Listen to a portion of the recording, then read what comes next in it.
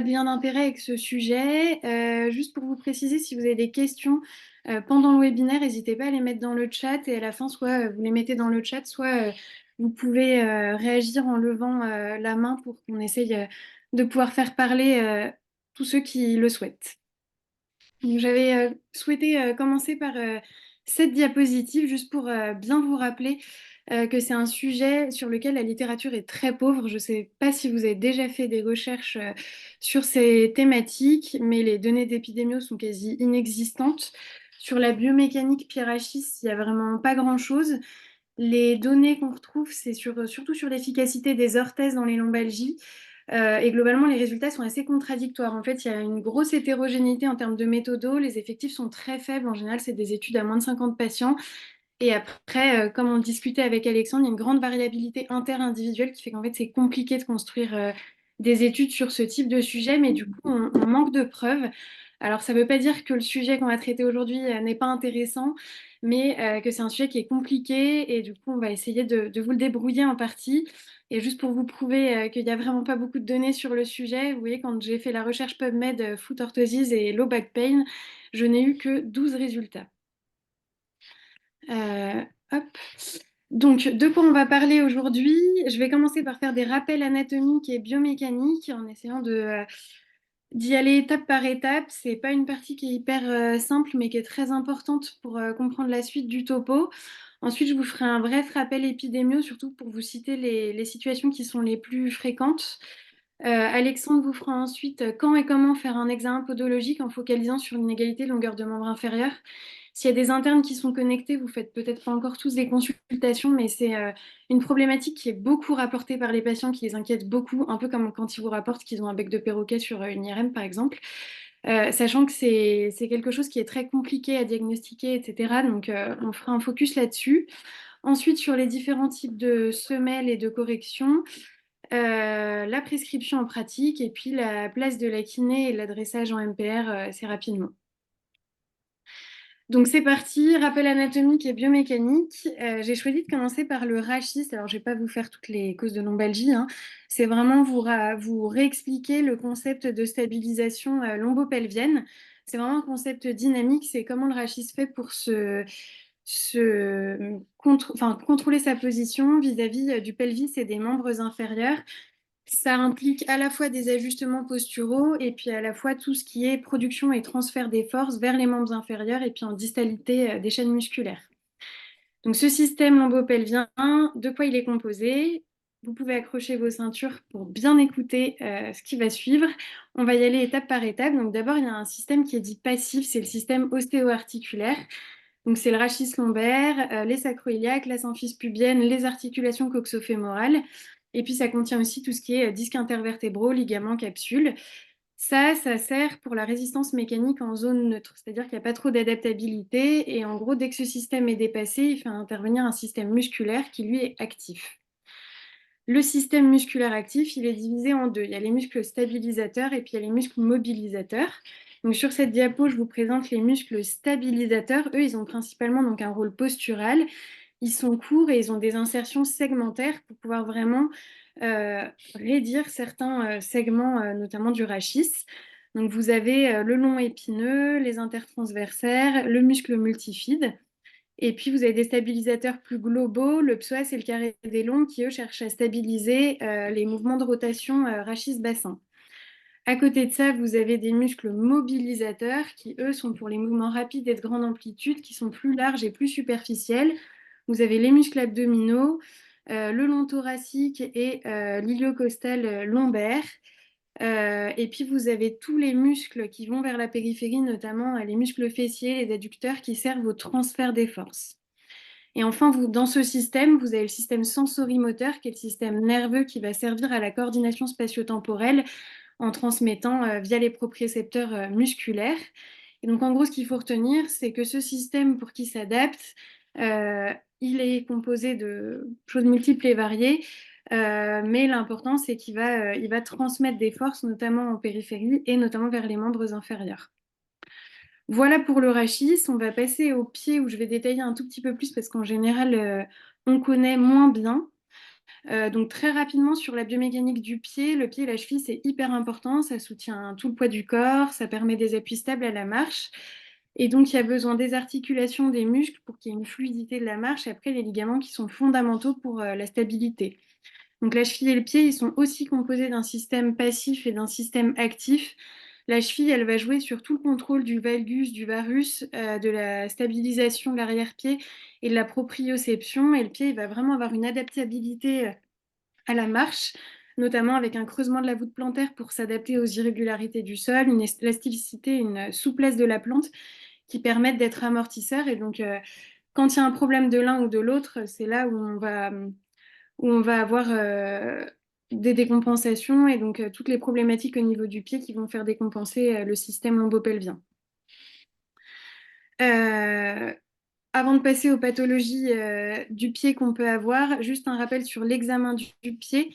La première chose, c'est de commencer par localiser les douleurs. Je vous rappelle que le pied est divisé en trois, l'avant-pied, le médio-pied et l'arrière-pied, sachant que le médio-pied, il est bloqué entre l'articulation de l'isfranc et l'articulation de Chopard. Quand on fait un examen du pied, il faut faire un examen assez large. Il faut regarder les articulations, les tendons, la ponévrose, l'état du capiton plantaire. Souvent, l'examen neurovasculaire va spontanément avec. Et surtout, il faut faire un examen en charge, en décharge et à la marche. C'est hyper important pour avoir un état de la statique locale au niveau du pied et puis de la statique globale, du retentissement sur la statique rachidienne notamment. Et donc, qu'est-ce qu'on peut avoir comme pathologie du pied? Elles sont toutes pourvoyeuses de troubles de la statique. Il y en a certaines qui sont plus associées que d'autres aux lombalgies, on le reverra. Mais en gros, les pathologies du pied se divisent en pathologie de l'avant-pied, du médio-pied et de l'arrière-pied, comme lorsqu'on fait l'examen. Les pathologies de l'avant-pied, vous les connaissez plutôt bien. C'est tout ce qui est pathologie du premier rayon, avec la luxe valgus notamment, les bursites intercapito-métatarsiennes, etc. Pour le médio-pied, le syndrome du tunnel tarsien, qui est une compression du nerf tibial postérieur. Et puis après, tout ce qui est entorse, arthrose médio-tarsienne. Et puis pour l'arrière-pied, il y a tout ce qui est aponevrosite plantaire qui a donné des thalalgies, l'algo, l'arthrose tibiotalienne, les tendinopathies, tout ça, ça va donner de l'instabilité, des douleurs. Voilà, donc on va maintenant passer à la partie épidémio avec les faibles données qui sont dispo dans la littérature. Donc, les lombalgies communes sur vie entière, leur prévalence, c'est 60 à 90%. Vous le savez, c'est hyper fréquent. Il y en a 10% qui se chronicisent. Et même si les études ont tendance parfois à se contredire, globalement, on retrouve que la prise en charge des troubles de la statique, elle semble avoir une efficacité dans les lombalgies communes chroniques. C'est pour ça qu'on va régulièrement à la prescription au moins d'un bilan podo, voire d'orthèse. Par contre, on ne sait pas du tout quelle est la prévalence des troubles de la statique dans les lombalgies communes chroniques, ni la prévalence de prescription d'orthèse chez ces patients. Ce que je vais vous détailler là, c'est deux contextes fréquents qui sont associés aux lombalgies, les troubles de la statique plantaire et puis l'inégalité de longueur de membre inférieur. Concernant les troubles de la statique plantaire, en fait, ils occasionnent une fatigue plus rapide des muscles stabilisateurs lombopelviens. C'est pour ça qu'on finit par avoir mal au dos. Et le principal contexte qu'on retrouve dans les lombalgies associées à des troubles de la statique plantaire, c'est en fait le pied plat, donc en hyperpronation, comme vous pouvez le voir sur la petite photo que je vous ai mise. C'est une problématique qui est très fréquente, hein. C'est 25 à 40% de la population générale, pas forcément symptomatique. C'est particulièrement associé à une prédisposition génétique. Il peut y avoir des séquelles traumatiques. Ça se retrouve dans les rhumatismes inflammatoires et notamment dans la PR. Comme dit Monsieur Flippo à Lille, toutes les PR finissent par avoir mal aux pieds. Parfois les maladies neurologiques et c'est favorisé par le diabète et l'obésité. En gros, c'est une défaillance des éléments de maintien de la voûte plantaire et ce qu'on retrouve de plus associé, c'est toutes les pathologies du tibial postérieur, donc notamment les tendinopathies, l'instabilité tibiotalienne et puis parfois liées à des décompensations des pathologies de l'avant-pied. Juste une petite précision, les enfants ont souvent des troubles de la statique plantaire et ça justifie pas du tout systématiquement d'une prise en charge. Euh, L'autre contexte qui est fréquemment retrouvé, c'est l'inégalité de longueur de membre inférieur. Alors, c'est Alexandre vous fera le focus dessus un tout petit peu plus tard. C'est ce qui est compliqué avec l'inégalité de longueur de membre inférieur, c'est qu'il n'y a pas de consensus sur le diagnostic, les méthodes de mesure. On estime que c'est 65 à 90% de la population générale, C'est soit structural, soit fonctionnel. Dans les deux cas, ça implique une charge pondérale qui est asymétrique et du coup des changements fonctionnels chroniques lombopelviens. Euh, c'est suspecté d'être associé aux lombalgies chroniques quand ça dépasse 9 mm d'inégalité. Et par contre, c'est un facteur de risque reconnu de coxarthrose et de gonarthrose globalement quand il y a plus de 1 cm de différence. Voilà, donc Alexandre, je te laisse la parole pour l'examen podologique et le focus inégalité de longueur. Ok. Donc, déjà, pour le médecin, quand prescrire le bilan podologique, on va déjà partir de la douleur, qui peut être liée à une compression nerveuse ou associée à du coup un trouble qui sera toujours morphostatique. Ça peut être aussi une usure anormale de la chaussure, liée à aussi une asymétrie en fait dans cette usure de la chaussure. Repérer donc du coup des boiteries à la marche, tout ce qui est trouble de la marche, et finalement une déviation posturale du pied, des genoux, du bassin ou des épaules. On va vraiment se focaliser sur le côté douleur, puisque en général c'est le motif de consultation des patients. Et après, à l'examen, en fait, on va pouvoir objectiver finalement de manière générale soit une déviation qui paraît un peu aberrante, soit vraiment une asymétrie. Je pense que c'est vraiment ça qu'il faut retenir.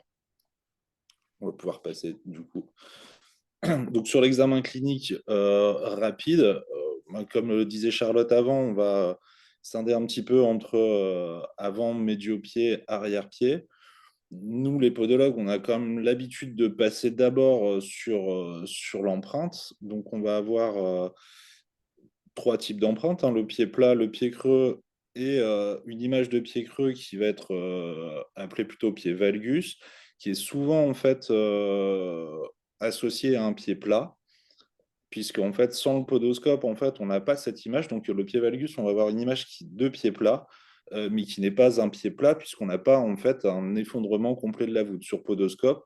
Au contraire, on aura plutôt une image qui ressemblera plutôt à un pied creux. Donc, on va donc voir après de dos le patient vraiment les déviations d'arrière-pied.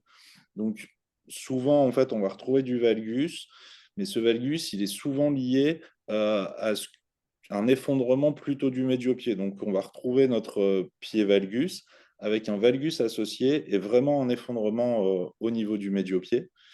Au niveau de l'avant-pied, on va donc pouvoir voir les déviations, donc type hallux valgus. Donc, on va pouvoir avoir je dirais deux grandes façons de faire des hallux valgus. On va avoir un hallux valgus lié à cette hyperpronation, avec en fait une poussée à la marche de la phalange au moment de la propulsion, ou alors plutôt lié à un défaut d'appui du premier rayon, donc à un avant-pied qui sera plutôt varisé. Et donc en fait, le manque de point de contact de la tête du premier rayon en fait va annuler le point fixe nécessaire à la contraction, notamment de l'abducteur du premier rayon. Pour pouvoir changer. Après, il y a aussi la luxe un petit peu au zénith ou la luxe rigidus, hein, cette hyper extension du premier rayon, pardon, la première extension un petit peu du premier rayon qui va aussi créer des défauts d'appui. Et après, bon, il y a des petites habitudes qu'on va pouvoir avoir. Hein, cet hallux valgus, souvent, en fait, on va le retrouver lié à une antéversion plutôt au niveau du bassin. Et l'hallux plutôt au zénith, on va plutôt le retrouver lié à une rétroversion au niveau du bassin. Et ça peut avoir un intérêt, en fait, justement, par rapport à ces histoires de jambes plus courtes que l'autre. Donc, au niveau des empreintes, hein, vous voyez, on a donc mis les trois types d'empreintes avec classiquement hein, cette largeur de bande externe qui va varier entre le pied plat et le pied creux. Et cette fausse image après de pied creux qui sera plutôt liée au pied valgus. Vous allez être, à mon avis, souvent confronté aussi à des images qui seront plutôt faites au niveau informatique.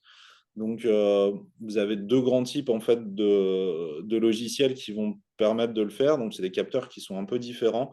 Et donc, en fait, on va avoir deux types d'images, hein. C'est les deux images qu'on voit à droite et en bas. Une image en fait où on va avoir une mousse qui va être déformable. Donc, finalement, on va avoir des bords qui seront assez réguliers. et une autre image en fait où on va avoir des bords un peu hachés comme ça. C'est complètement lié au capteur. Ce qui va être intéressant de regarder, c'est vraiment de regarder sur ce type d'image, en fait, est-ce que notre patient, il est symétrique ou pas, encore une fois, et est-ce que finalement ces appuis vont nous amener à penser qu'il va se tenir au niveau des étages supérieurs dans un sens ou dans un autre. Donc ça, on va plutôt appeler ça les gyrations. Je pense que sur cette partie-là, c'est bon. Ensuite, une fois qu'on a fait cet examen au niveau du pied, on va avoir notre examen morphostatique et l'examen morphostatique qui va vraiment reposer en fait sur les notions de plan et d'axe. Donc, on va avoir nos trois plans, nos trois axes et on va voir à quel point en fait notre patient il va dévier à l'intérieur, jamais d'un seul plan, hein. Donc toujours, c'est souvent de deux plans. Donc, dans quel sens il va bouger. Et ça, finalement, c'est un examen qui peut être assez rapide. En pratique, on peut utiliser un petit laser pour faire nos lignes, hein. Donc, les patients qui vont être plutôt en avant avec un point fixe qui sera plutôt un point mécanique qui sera plutôt autour de la cheville, ou alors en avant qui sera plutôt lié à la hanche. On va avoir des déjettements, hein, dans le plan frontal aussi, qui vont induire aussi des bascules. Et après, on a aussi dans le plan frontal cette bascule qui peut être intéressante à regarder.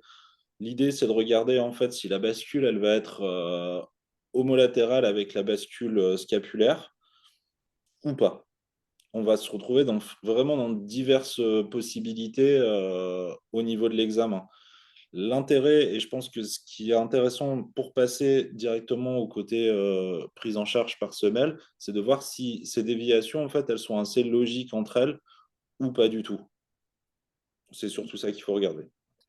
Donc les déviations qui vont être logiques, hein, on va avoir des mécanismes de rotation interne avec des chaînes de rotation interne, des chaînes de rotation externe. Donc, la chaîne de rotation interne, en partant du bassin, on va plutôt avoir de l'antéversion, de la rotation interne fémorale, la rotation interne au niveau du tibia, plutôt externe au niveau de la fibula. Et ça va créer en fait un mécanisme un petit peu de chute du médio-pied. Si c'est pas symétrique, on va pouvoir avoir des problématiques au niveau de la symphyse pubienne, puisqu'on va arriver dans un mécanisme un petit peu de gyration. On peut très bien imaginer un patient qui est plutôt en rotation interne à droite et en rotation externe à gauche, comme on le voit sur le dessin. Sur le côté rotation externe, on va retrouver un pied plat qui sera finalement assez physiologique par rapport en fait à la morphologie du patient.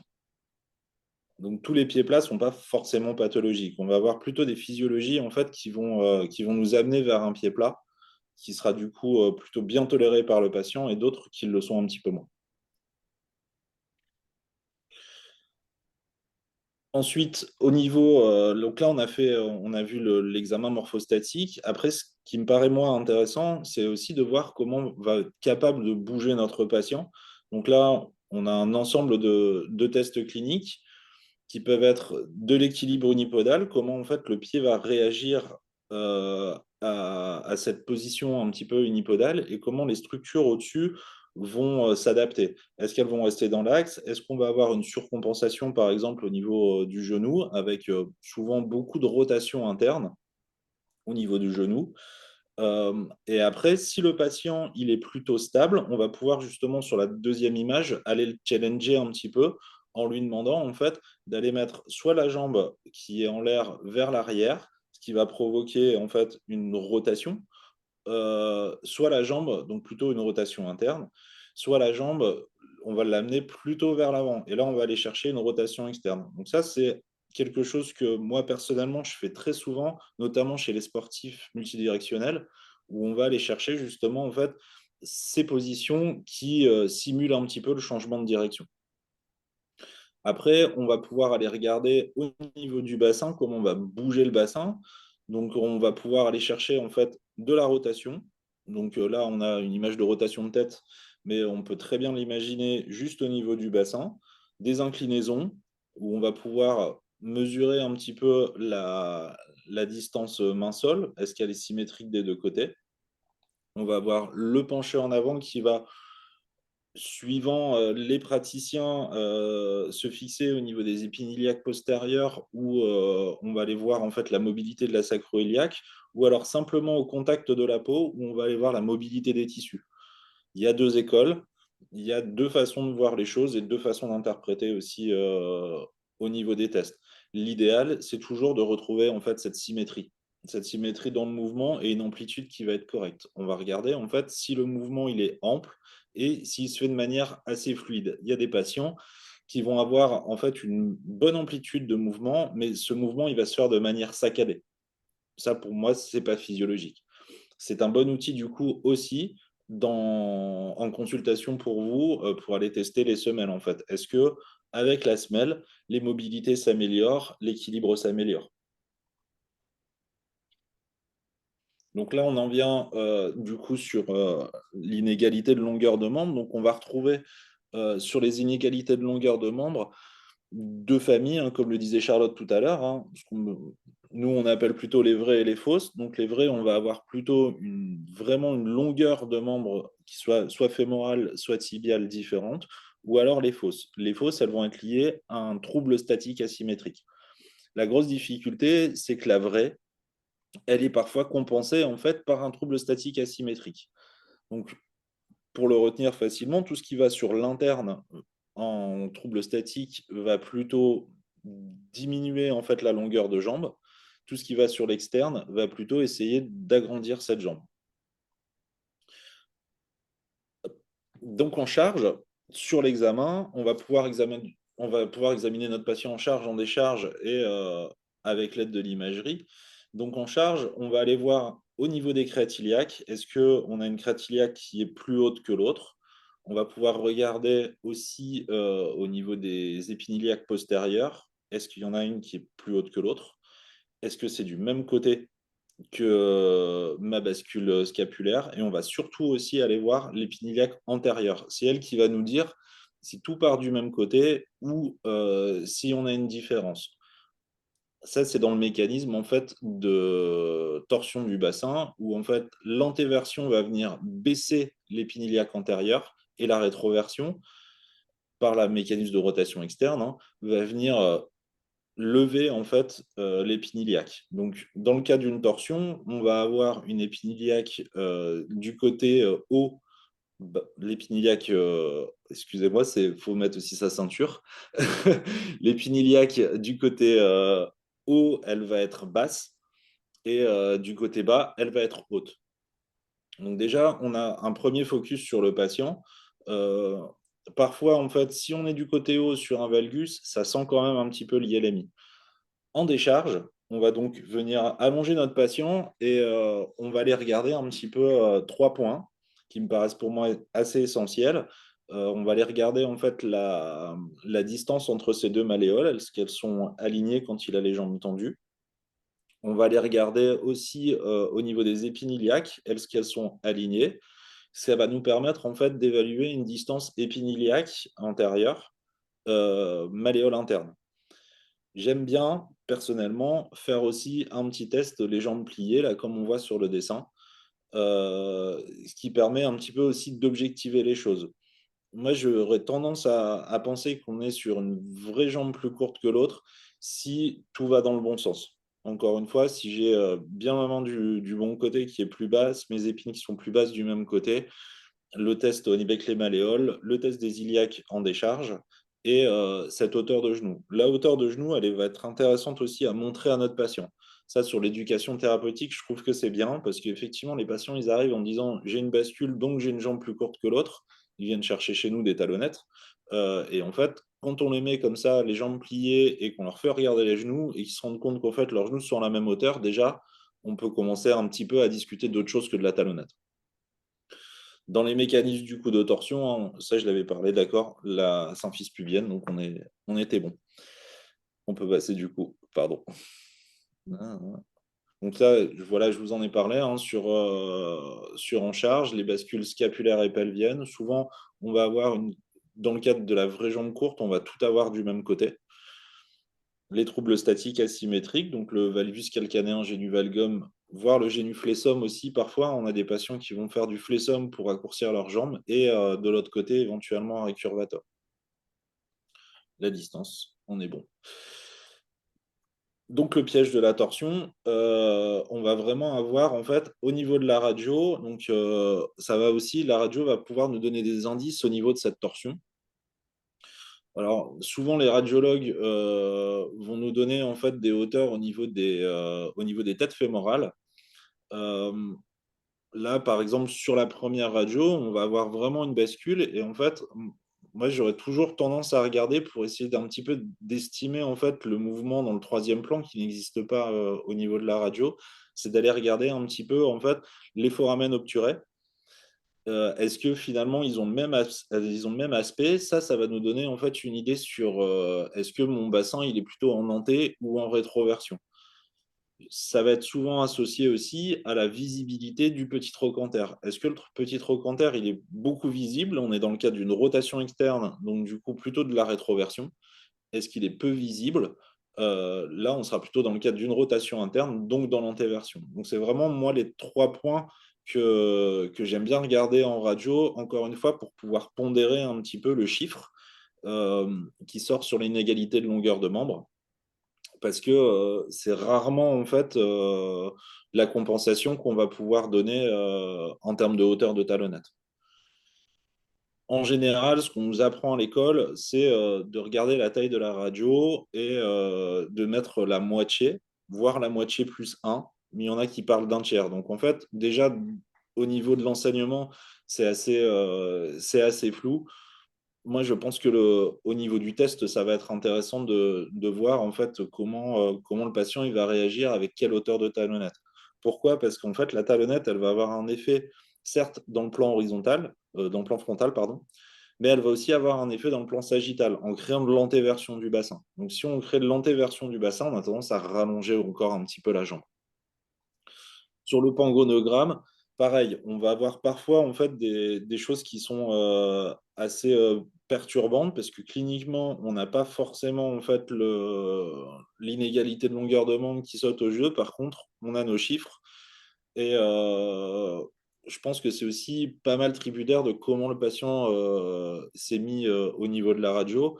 Là d'ailleurs, je viens de m'apercevoir que par exemple sur la troisième radio là à gauche, on va avoir une ouverture de pied qui est plus importante d'un côté que de l'autre. Donc ça va créer de la rotation externe.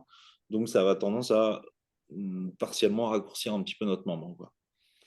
Donc voilà, c'est un peu le piège de la radio. Donc l'idéal dans le cadre de l'inégalité de longueur de membre, c'est qu'on soit cliniquement d'accord avec le côté radiologique. Et là, effectivement, le test de la talonnette, il est quand même super intéressant.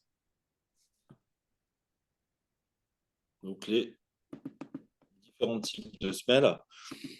Et donc là, on rentre encore dans un monde qui est assez vaste et important. On va avoir globalement trois écoles, en tout cas sur ce qui se pratique en France. On va avoir la podologie dite classique. Donc là, on va retrouver en fait des éléments qui seront vraiment en relief, normalement supérieurs à 3 mm, puisque la partie moins de 3 mm, on est plutôt dans ce qu'on va appeler la semelle proprioceptive ou la semelle de stimulation. Et après, on va avoir la famille anglo-saxonne, là où on est sur des semelles qui sont très très rigides. Et là, c'est peut-être là où on a peut-être le plus de publications. On est sur des semelles très rigides qui viennent fixer en fait la sous-astragalienne en position neutre. Donc le moulage en fait est fait en position neutre pour venir en fait remettre de la congruence au niveau de la sous-astragalienne. L'idée, alors, je sais qu'au niveau en Belgique, ils ont tendance en fait à combler l'avant-pied, parce que souvent en fait, on se retrouve avec des patients qui ont des avant-pieds varus une fois qu'on a mis la sous-astragalienne en position neutre. Certains en fait viennent combler l'avant-pied.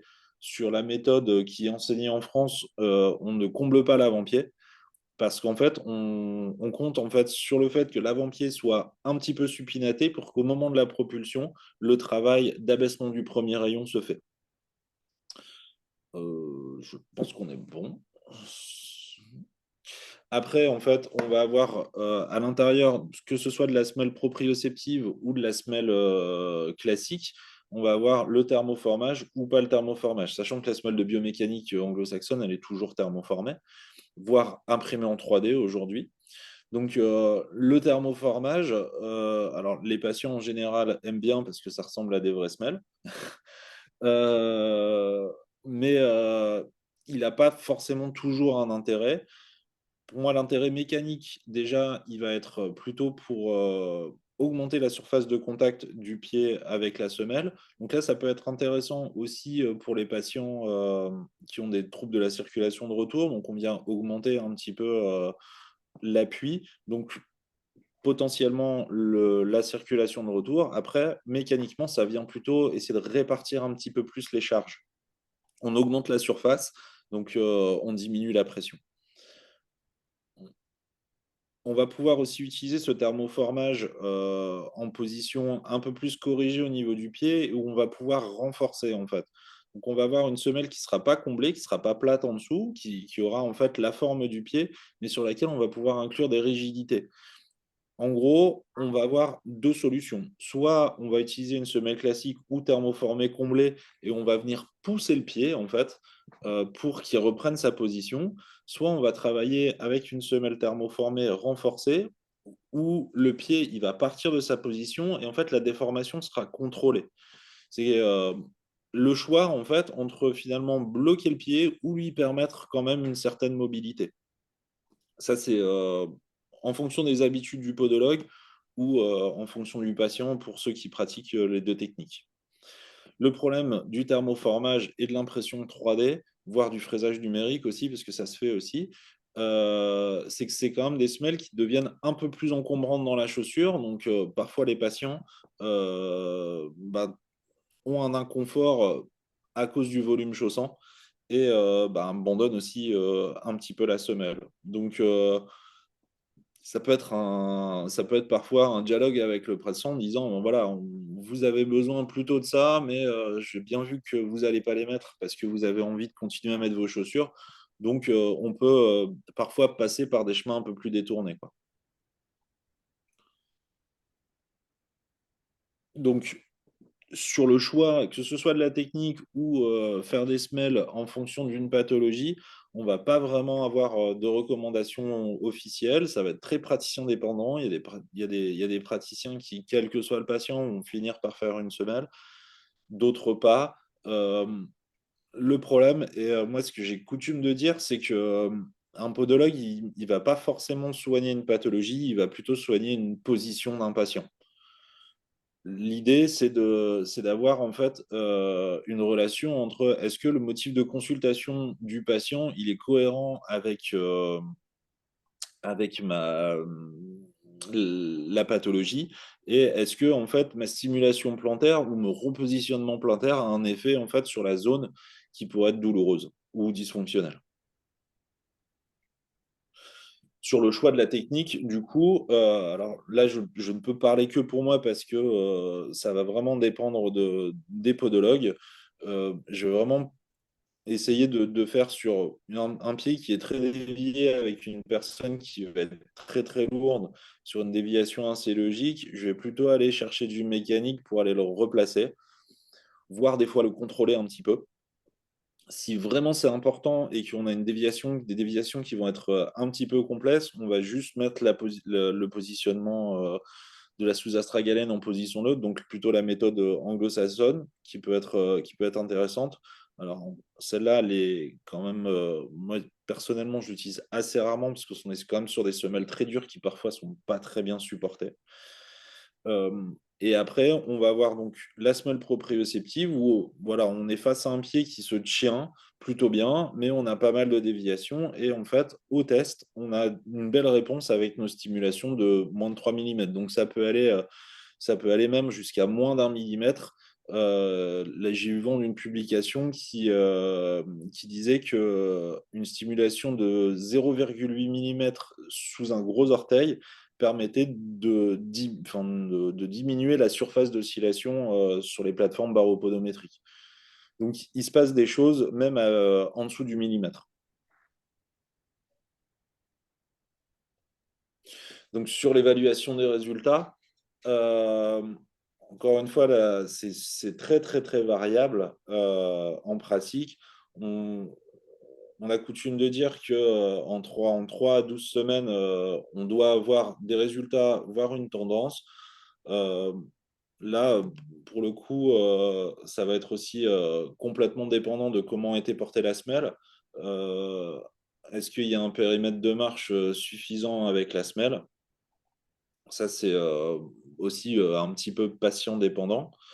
Euh, les résultats au niveau en pratique, on échangeait un petit peu avec Charlotte sur là-dessus, sur la pratique.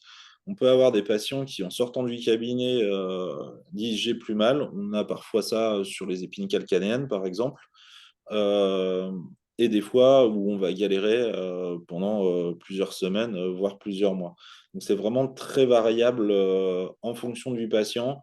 Je sais que certains podologues réfléchissent même sur la question de entre le pied droit et le pied gauche sur un même patient, ça peut être un peu plus compliqué, puisqu'en fait on va avoir des asymétries physiologiques au niveau du fonctionnement des deux pieds qu'on commence un petit peu à repérer avec les plateformes.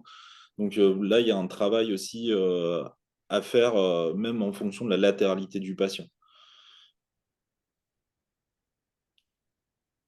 Donc là, le petit schéma qui est en dessous, c'est vraiment pour essayer d'évaluer l'action de la semelle.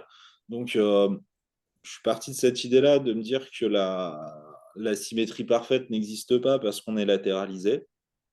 Et donc, la personne au debout qui est un Picasso, j'espère, n'existe pas.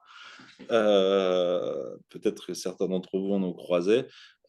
L'idée, en fait, c'est que nous, on va agir en fait sur la ligne verte qui va être entre les deux, en essayant, en fait, en modifiant la position du patient via nos orthèses plantaires, le remettre dans une position un petit peu asymptomatique. Donc la première fois que j'avais fait ce petit dessin, c'était d'ailleurs aussi pour des médecins, j'avais juste fait un trait entre douleur, pas douleur. Et je pense que cette notion de seuil, elle est vachement aussi variable au niveau des patients et intéressante. Parfois, on va les bouger un tout petit peu et ça ira mieux. Parfois, on va pouvoir les bouger beaucoup et ça va pas mieux. Donc là, ça va être plutôt peut-être la partie un peu plus conseil et travail pluridisciplinaire qui va permettre en fait de bouger un petit peu ce seuil et de pouvoir rendre notre patient moins douloureux.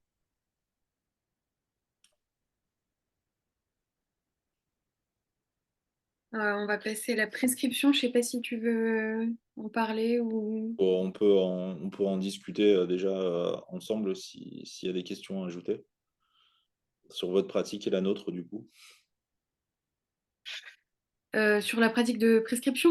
Ouais, Bah, nous, globalement, après, je pense que, enfin, pour tous ceux qui savent, enfin, même quand on a quelques notions de podologie, enfin, c'est difficile dans notre examen clinique, je pense enfin, c'est pas tous nos patients, donc on a quand même moins d'expérience que vous sur l'examen podo.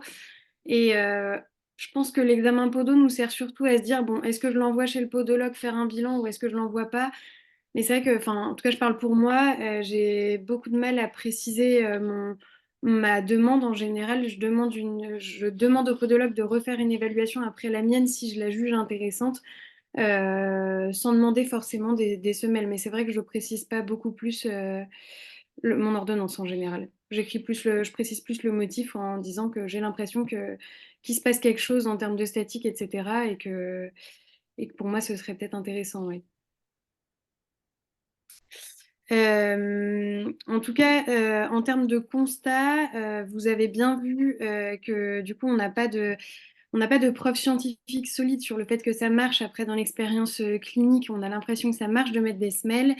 Et donc, malgré l'absence de franches recommandations scientifiques, ça vaut quand même le coup d'essayer.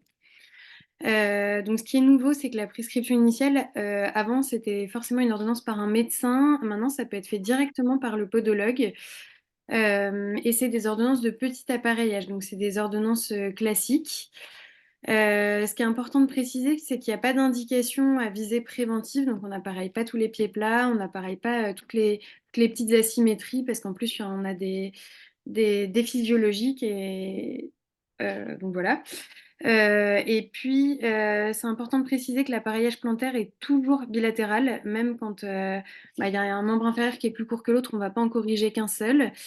Et l'autre chose qui est importante, c'est que pour potentialiser l'action d'une orthèse, il faut qu'il y ait un bon chaussage. Alors, qu'est-ce que c'est un bon chaussage? C'est déjà une chaussure qui est adaptée à l'activité. Vous n'allez pas faire du running avec la basket avec laquelle vous allez travailler. C'est important de préciser aux patients qu'il faut qu'ils aient des chaussures fermées, qui soient adaptées à la morphologie de leurs pieds. Il y a des gens qui ont des pieds hyper fins, des gens qui ont des pieds larges. Il faut qu'ils se sentent à l'aise dans leurs chaussures. Ce qui est conseillé, c'est de les choisir plutôt dans l'après-midi et pas d'aller acheter ses chaussures le matin quand le pied n'a pas encore gonflé. La hauteur maximum de talon, on dit en général que c'est maximum 4 à 5 cm. Et alors après, je vous ai remis un peu les modèles des chaussures qui sont dits les modèles, enfin les meilleurs modèles, qui sont du coup toutes des chaussures fermées, qui ont tendance à avoir un petit talon, qui sont un petit peu rigides mais pas trop, pour bien tenir le pied. Et donc la chaussure qui dit, enfin, en tout cas ce qu'on m'avait dit en DU, c'est que la chaussure idéale c'était la derby. Déjà à une certaine époque, ils avaient compris comment il fallait se chausser. Concernant le coût et remboursement, la Sécu ne prend pas en charge grand-chose. Elle prend en charge uniquement la semelle et pas la consultation associée. Elle prend en charge que 20 à 30% du prix de vente, qu'en général, il y a un remboursement autour de 30 euros. Et après, la mutuelle peut prendre en charge le restant pour les semelles et parfois aussi la consultation associée. Globalement, le prix de vente est libre, mais c'est autour de 75 à 400 euros selon les praticiens. Et elle est garantie 6 mois, si je dis pas de bêtises, après le jour de livraison. C'est très important de prévenir les patients, mais je pense que les podologues, vous le faites aussi à la délivrance, mais de dire qu'il y aura possiblement une gêne, des courbatures pendant quelques heures, quelques jours. Ce qui est important, c'est de dire aux patients que si ça persiste, cette gêne, cet inconfort, il faut absolument revoir leur podologue. Il y a beaucoup de patients qu'on voit en consultation 3 4 mois après en leur disant alors les semelles, ça a donné quoi? Ils nous disent bah, en fait, je les ai mises, ça allait pas, j'avais mal, du coup j'ai abandonné. Au lieu de retourner voir le podologue, et c'est dommage parce que du coup, c'est pas vraiment, enfin, ils n'ont pas vraiment fait un test des semelles. Et comme le disait Alexandre, parfois ça se joue à quelques petites corrections de moins d'un centimètre. Et c'est important que les patients enfin, persistent dans ce test. Ce qu'on dit en termes de délai de renouvellement, c'est autour d'un an pour pas que la semelle soit trop usée. Concernant la place de la kiné et de la MPR, je vous ai fait un truc très light, mais globalement, vous le savez, quand on a des lombalgies, des troubles de l'esthétique, c'est hyper important de faire de la kiné. La kiné, elle sera adaptée à la pathologie du patient, au problème, à la problématique qu'il a au niveau podo. En cas de pied plat, hyperpronation, les exercices classiquement proposés, c'est de faire rouler une balle de tennis, c'est surtout à visée de relaxation, tout comme l'étirement du tendon achillien en se mettant sur les talons et avec genou fléchi. Et après, des choses qu'on peut faire pour renforcer la voûte plantaire, notamment, c'est un soulèvement alternatif, soit de la luxe, soit des orteils, en laissant le reste posé au sol. Après, le travail excentrique permet de renforcer les muscles stabilisateurs. Quand adressé au MPR, c'est surtout en cas d'échec de prise en charge rééducative et s'il n'y a pas eu de franc succès des semelles, etc. Et en général, c'est pour des patients qui ont des pathologies très chroniques ou des pathologies complexes. Après, quand on envoie un patient en rééducation MPR, vous le faites pour les autres pathologies pour lesquelles vous les envoyez, mais il faut vraiment tenir compte et des critères médicaux et du profil du patient. Il faut que le patient il soit motivé à faire plusieurs mois de rééducation et à vraiment rentrer dans la prise en charge. S'il n'adhère pas aux soins, ça ne sert à rien de l'envoyer. On en a fini pour ce topo. Je me suis permise juste une petite diapositive pour vous rappeler les prochains webinaires. En novembre-décembre, il n'y en aura pas parce qu'il y a deux gros congrès qui arrivent, la CR et la SFR. En janvier, vous aurez encore un webinaire fait par un Lillois, par le professeur Emmanuel Chazard, qui est un médecin de santé publique, qui vous expliquera comment mener à bien ses recherches du design à la rédaction. Et puis en février, il y aura un webinaire d'imagerie qui sera animé par les docteurs Thomas Huet et Katarina Chiuleina qui sont à Paris. Voilà, merci pour votre attention et puis on va essayer de répondre à vos questions. Alors, il n'y en a pas dans le chat, donc n'hésitez pas à vous manifester.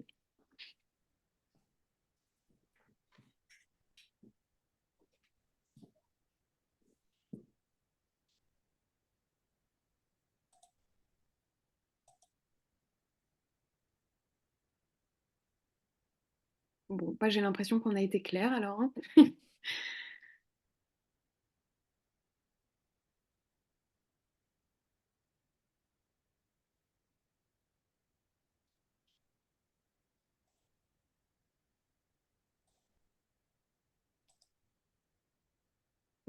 Bon, c'est gentil, merci à vous. Merci d'avoir été nombreux à vous connecter. Et puis, si vous avez même des questions qui vous viennent après, du coup, on a mis nos adresses mail. Euh, Qu'est-ce que je voulais dire? Oui, le webinaire a été enregistré, donc s'il y a des gens autour de vous qui n'ont pas pu le regarder, il sera mis en ligne normalement sur YouTube d'ici le début d'année 2025. Voilà. Après, s'il y a besoin que je partage le diaporama avant, on peut tout à fait l'envoyer. Bon, s'il n'y a pas de questions, je propose qu'on clôture alors, hein. Merci à tous. Merci.